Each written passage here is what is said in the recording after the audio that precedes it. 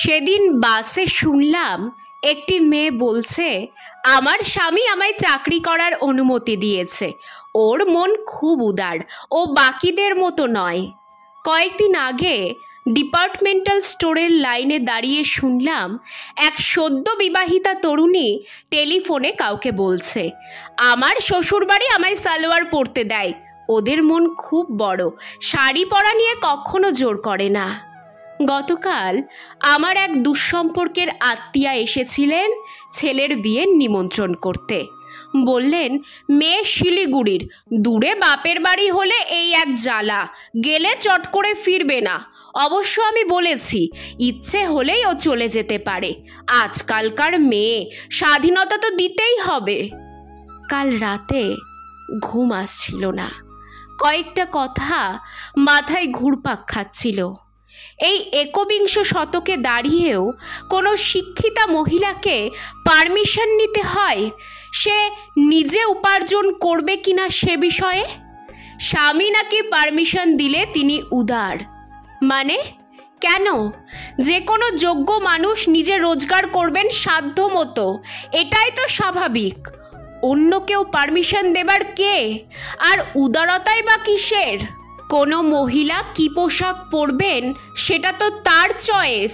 রুচিশীল শালীন পোশাক যদি হয়, সে নিয়ে অন্য কেউ কথা বলবেন কেন? শ্বশুরবাড়ি মানে মেয়েদের বিবাহ পরবর্তী জীবনের আজন্মের ঠিকানা, সেটা তো জেল নয়। আর শ্বশুরবাড়ির লোকেরাও তো জেলার নন, তাহলে ড্রেস কোড থাকবে কেন সেখানে? সর্বোপরি আমার আত্মীয়ার কথায় আমি হতবাক। মেয়েটি বিয়ে করে আসছে, সে তার নিজের পুরনো বাড়িতে নিজের বাবা মায়ের কাছে ইচ্ছে হলেই যাবে, এটাই তো স্বাভাবিক। তিনি সে ব্যাপারে আলাদা করে স্বাধীনতা দেবার কে? আমরা তো সবাই স্বাধীন দেশেরই নাগরিক, তাহলে আবার অন্য কোনো স্বাধীনতা অর্জনের প্রয়োজন হয় মেয়েদের? আমরা মেয়েরা কি আদৌ স্বাধীন? এই একবিংশ শতকেও বহু মেয়ের কাছে আজও স্বাধীনতা ভিক্ষায় পাওয়া দুর্মূল্য জিনিস, বা লড়াই করে ছিনিয়ে নেবার মতো মহার্ঘ বস্তু।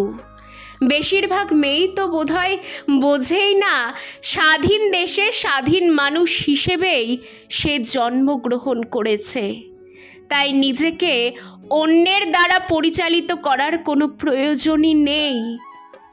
আবার তো একটা স্বাধীনতা দিবস আসছে কয়েক মাস পরেই, কিন্তু আমাদের মতো সাধারণ মেয়েরা কেন আজও পরাধীন?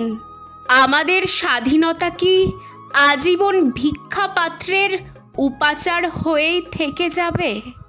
প্রশ্নটা সত্যিই বড় ভাবিয়ে দিল।